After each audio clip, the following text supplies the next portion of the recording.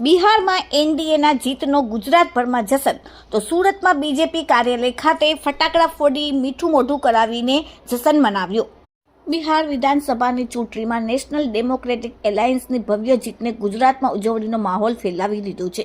સુરત અને અમદાવાદ ભાજપના કાર્યાલય બહાર કાર્યકર્તાઓએ ફટાકડા ફોડી મોઢું મીઠું કરાવીને ભારત માતા કી જય, મોદી હે તો મુમકિન હૈના નારા લગાવીને જીતની ધામધૂમથી ઉજવણી કરી।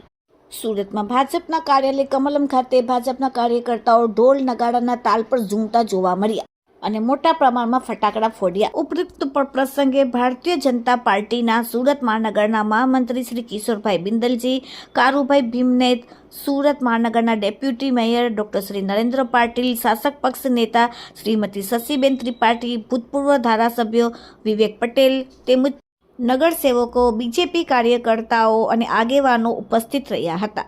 Bureau report, daily India TV, Surat.